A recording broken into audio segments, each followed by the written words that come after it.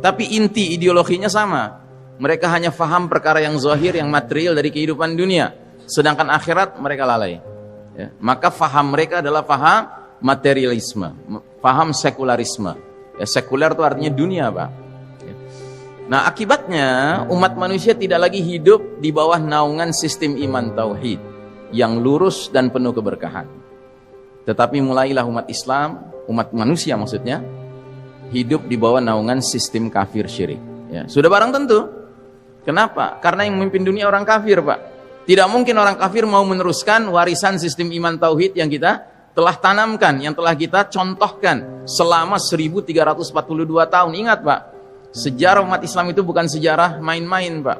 Kita ini sejarah kepemimpinan. Ya, maka kalau umat Islam tidak memiliki mental kepemimpinan, itu tandanya ada masalah dalam dirinya. Bahwa kita sekarang sedang tidak memimpin itu lain perkara, Pak. Tapi seharusnya kita menyadari bahwa sejarah kita bukan sejarah bangsa pengekor kita ini. Kita ini bangsa pemimpin, Pak. Ya, 1342 tahun kita memimpin umat manusia. Baru 100 tahun Barat kafir Yahudi Nasrani ini mimpin kita. Tapi kita lihat kerusakan yang mereka timbulkan dahsyat sekali. Nah, jadi saudaraku rahimakumullah, selanjutnya Nabi juga memperingatkan bahwa sekalipun kalian sudah berada pada posisi di atas, bisa saja Islam itu kemudian terurai kembali, terlepas kembali. Dan bagaimana urut-urutan lepasnya Nabi sebutkan dalam hadis ya, yang kita lihat di layar sekarang ini. Sungguh ikatan Islam akan terlepas simpul demi simpul. Bila satu simpul lepas, manusia bergelayutan pada simpul berikutnya. Dan simpul yang paling awal bakal lepas adalah simpul hukum. Dan yang paling akhir adalah simpul sholat. Ya. Karenanya musuh-musuh Islam itu sangat tidak ingin umat Islam itu berpikir menegakkan hukum Allah Ta'ala. Hukum Islam. Kenapa? Karena itu simpul yang paling mengikat kita, Pak. Ya. Makanya hari ini bahkan Muslim sendiri yang mengatakan bahwa sudahlah kita nggak usah berpikir menegakkan hukum Allah. Manusia juga cerdas zaman sekarang. Kita bisa bikin rumusan hukum menurut manusia. Ya. Padahal Allah menawarkan hanya dua pilihan dalam surat Al-Maidah ayat 50. Afa hukmal jahiliyyati yabghun wa man ahsanu minallahi hukman liqaumin yuqinun. Apakah hukum jahiliyah yang manusia kehendaki? Dan hukum siapakah yang lebih baik daripada hukum Allah bagi kaum yang yakin? Ya.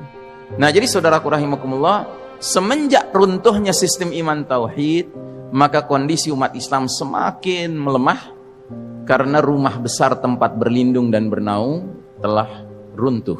Ya. Komitmen terhadap dinul Islam semakin luntur.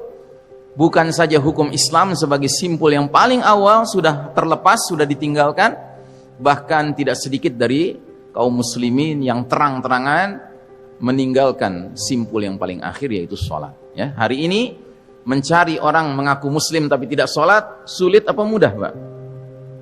Mudah sekali, ya. Nah, jadi saudaraku rahimakumullah, begitu sistem iman tauhid yang merupakan rumah besar tempat berlindung umat Islam runtuh, maka kaum kafir Yahudi dan Nasrani leluasa melancarkan program yang namanya Ghazwul Fikri. Ghazwu artinya perang, Fikri artinya pemikiran.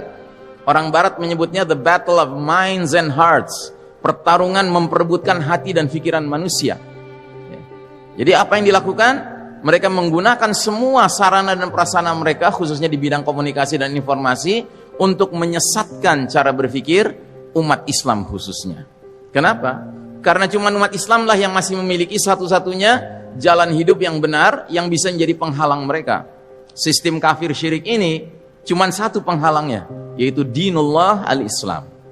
Dan Allah sudah nyatakan di dalam surat Al-Maidah ayat 3, Al-yawma ya'isal ladzina kafaru min dinikum fala takhshawhum wakhshawun. Pada hari ini telah berputus asa orang-orang kafir mengalahkan agama kalian. Maka jangan takut pada mereka, takut kepadaku, kata Allah Ta'ala. Nah, jadi saudaraku rahimakumullah, Ghazwul Fikri ini dilancarkan untuk membuat umat Islam mengikuti way of life mereka, jalan hidup mereka, sambil memastikan umat Islam benar-benar meninggalkan Islam sebagai petunjuk hidup. Mereka pastikan umat Islam tidak lagi berpikir perlunya menegakkan sistem iman tauhid. Di negeri ini, Pak, Tidak perlu orang kafir lagi yang teriak-teriak, nggak perlu menegakkan khilafah. Bahkan muslim hari ini yang teriak di negeri ini. Orang kafirnya ongkang-ongkang kaki, Pak. Gitu. Padahal itu keniscayaan sejarah, Pak. 1342 tahun kita hidup di bawah naungan rumah yang IMB-nya dari Allah Ta'ala, izin mendirikan bangunannya. SK nomor berapa? 230, Al-Baqarah ayat 30. Inni ja'ilun fil ardi khalifah. Aku punya rencana menetapkan khalifah di muka bumi ini. Makanya sepanjang sejarah khalifah cuma ada dua, Pak. Khalifah yang amanah dan khalifah yang khianat. Khalifah juga cuman khianat. Yang amanah adalah yang menegakkan aturan dan hukum Allah. Yang khianat adalah yang mencampakkan aturan dan hukum Allah dan bikin aneka hukum dan aturan bikinan manusia. Itu namanya khalifah yang khianat, Pak. Siapapun dia. Makanya Ibnu Taimiyah rahimahullah, ketika Mongolia masuk menyerbu ibu kota kita, Pak, waktu itu ibu kota khilafah adalah Baghdad. Mereka bantai kaum muslimin, menurut satu riwayat sampai 200.000 orang tewas. Menurut riwayat yang lain 400.000 orang tewas. Sehingga sungai Yufrat menjadi merah warnanya, darah umat Islam. Tapi bukan hanya merah, hitam juga. Karena apa?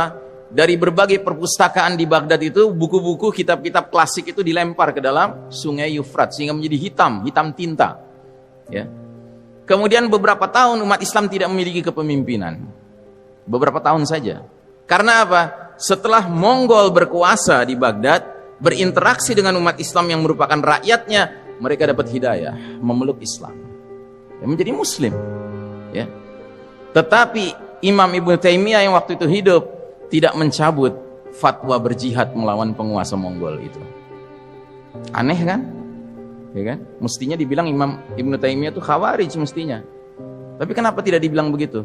Karena si penguasa Mongol yang sudah muslim ini mencari ulama yang bisa dibujuk untuk membujuk Ibnu Taimiyah. Ya. Dapatlah beberapa ulama dari Yaman, Pak. Dibujuk mereka untuk membujuk Ibnu Taimiyah agar mencabut fatwa jihad karena sudah masuk Islam. Datanglah mereka kepada Imam Ibnu Taimiyah. Mereka bilang, "Wahai Imam, kenapa engkau tetap mengeluarkan fatwa berjihad melawan penguasa Mongol yang sudah masuk Islam?" Kata Ibnu Taimiyah, "Jawab dulu pertanyaan saya," katanya. Oh, sebelum itu si ulama-ulama Yaman ini mengatakan, sedangkan dulu Imam Ahmad bin Hambal ketika Khalifah Ma'mun memenjarakan dia, mencambuk dia, menyiksa dia, ya kan? Dia tidak mengeluarkan fatwa kepada umat untuk berjihad melawan khalifah. Ya. Ingat itu, Pak. Itu sejarah, Pak. Itu sejarah. Kenapa Khalifah Ma'mun begitu kepada Imam Ahmad? Karena Khalifah Ma'mun sudah terpengaruh pikiran Mu'tazilah. Mu'tazilah itu kalau hari ini jil lah gitu kira-kira. Ya kan? Sehingga dia memerintahkan Imam Ahmad keluarkan fatwa, pesanan dia, bahwasanya Al-Quran itu makhluk. Itu fahamnya Mu'tazilah. Imam Ahmad gak mau. Dia tetap konsisten dengan faham Ahlus Sunnah wal Jamaah. Al-Quran kalamullah. Dipenjara, dipecut, dicambuk, disiksa. Nggak ada perlawanan, nggak ada mengajak umat melawan. Jadi kata ulama-ulama Yaman ini, kenapa dulu Imam Ahmad sudah sampai dicambuk, ya kan? Dia tidak mengeluarkan fatwa jihad, ya kan? Terus kata Ibnu Taimiyah, jawab dulu pertanyaan saya. Khalifah Ma'mun, pernahkah dia merubah hukum dari hukum Quran dan Sunnah? Pernahkah dia merubah? Tidak pernah, ya kan? Pernahkah dia mengarahkan untuk membuat aturan baru, hukum baru selain Quran dan Sunnah? Tidak pernah. Nah, ketahuilah, penguasa Mongol ini walaupun sudah masuk Islam, dia memperkenalkan sebuah kitab namanya Ilyasa. Kitab apa itu? Kitab peraturan pemerintahan yang isinya gado-gado. Islam ada, Kristen ada, Yahudi ada, Mongol juga ada, adat Mongol. Kita perangi demi Allah, katanya. Ya. Jadi saudaraku rahimakumullah, fahamilah bahwa hakikat kepemimpinan adalah kita mentaati orang yang hanya mentaati Allah dan Rasulnya. Ya, bahwa orang itu punya problem-problem pribadi itu urusan lain, Pak. Ya, Imam Ahmad ketika itu memandang Khalifah Ma'mun, dia punya kezaliman pribadi, tapi bukan kezaliman yang sampai menular kepada seluruh pemerintahan yang dia pimpin. Dia tetap menjunjung tinggi dua sumber utama ajaran Islam, Kitabullah was Sunnah. Sesuai dengan ayat yang menyatakan, fa in tanaza'tum fi syai'in farudduhu ila Allahi war rasuli in kuntum tu'minuna billahi wal yaumil akhir.